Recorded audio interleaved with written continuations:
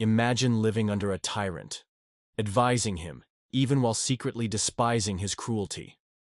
Now imagine being one of the richest men in Rome, yet preaching the virtue of simplicity. Welcome to the paradoxical world of Seneca, philosopher, statesman, playwright, and Stoic. In this video, we explore the fascinating life of Seneca the Younger, from his rise in the Roman Empire to his deep Stoic philosophy and the powerful lessons we can still use today. Early life of Seneca Lucius. Aeneas Seneca was born around 4 BCE in Córdoba, modern-day Córdoba, Spain, into a wealthy Roman family. His father, Seneca the Elder, was a famous rhetorician, a master of public speaking, and expected great things from his son. Seneca moved to Rome at a young age to study rhetoric and philosophy. His education was broad. He studied under Stoic, Epicurean, and Pythagorean teachers. But it was Stoicism that truly captured his soul. His early life wasn't easy. He suffered from chronic illnesses and lung problems, something that may have deepened his Stoic view of pain, suffering, and impermanence. Rise to power. Seneca's talents in rhetoric made him popular in Roman courts. But politics in Rome was dangerous. During Emperor Caligula's reign, Seneca was almost executed for being too eloquent. Caligula saw his brilliance as a threat. But his real downfall came under Emperor Claudius, who exiled him to Corsica in 41 CE. The charge?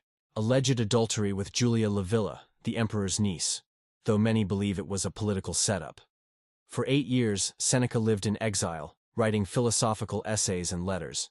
These years refined his Stoicism. He later wrote, "Difficulties strengthen the mind as labor does the body." In 49 CE, the tides turned. Agrippina, the mother of future Emperor Nero, recalled Seneca to Rome, not only to tutor her son, but also to guide the empire. 3. The Stoic teacher of Nero, Seneca, became Nero's tutor when the boy was just 12 years old. With his influence, and help from the military commander Burrus, the early years of Nero's reign were surprisingly peaceful and just. Seneca hoped to shape Nero using Stoic principles: reason over emotion, virtue over power. But Nero's true nature slowly revealed itself, insecure, violent, and obsessed with glory. As Nero turned to cruelty, ordering assassinations, including his own mother, Seneca tried to distance himself, but by then he was trapped. To oppose Nero was to die. To support him was to betray his philosophy. This inner conflict haunted Seneca. Seneca wrote prolifically, combining Stoic wisdom with sharp literary style. His most famous works include Letters to Lucilius, personal letters filled with practical Stoic advice on anger, grief, time, wealth, and virtue. On the Shortness of Life, a powerful reminder that life isn't short, but we waste much of it. On Anger, arguing that anger is a form of temporary madness and must be controlled through reason. On the Happy Life, where Seneca defends living with wealth, as long as one remains detached from it. It is not that we have a short time to live, but that we waste a lot of it. Seneca's genius lay in making philosophy practical. He didn't just ponder life. He gave tools for living well in a chaotic world. The hypocrisy debate. Seneca's life raises a tough question. Can you be a true Stoic and still be rich and powerful? Critics called him a hypocrite, a man preaching simplicity while owning vast estates and manipulating court politics. But Seneca argued that Stoicism didn't require poverty, only detachment from wealth. He wrote, "A wise man can live in a palace, just as he can live in a cottage." Still, even modern readers struggle with this paradox. Was Seneca torn between his ideals and survival in a corrupt empire? Most likely, yes. But that tension is what makes his story so human. The tragic end, eventually, Nero accused Seneca of conspiring against him in the Pisonian conspiracy of 65 CE. Whether Seneca was truly involved remains unclear. But Nero ordered him to die. In typical Roman fashion, by suicide, Seneca accepted his fate with Stoic calm. He slit his wrists and dictated to scribes while dying, determined to meet death the way he had preached, with dignity and peace. His death became legendary, a symbol of philosophical courage. Death is the release of the soul from the prison of the body. 7.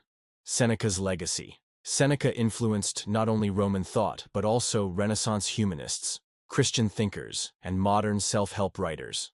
His letters are still read today for their timeless wisdom. He taught that no matter how chaotic the world, you always have control over your mind, over how you respond.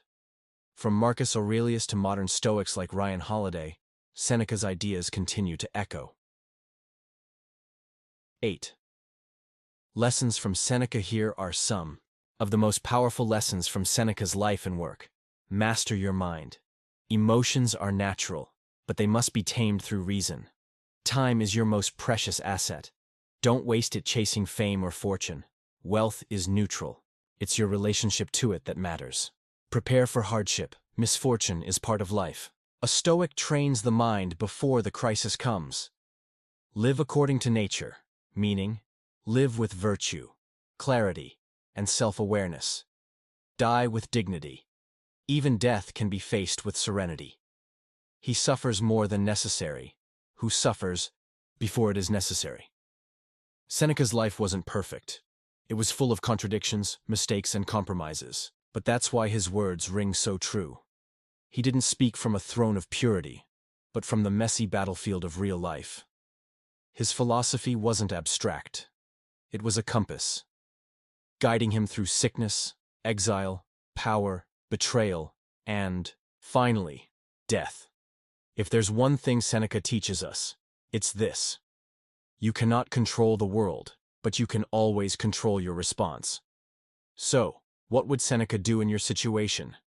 If you found this video valuable, consider subscribing for more deep dives into philosophy, psychology, and the wisdom of the ancients. Until next time, stay calm, stay wise, and stay grounded.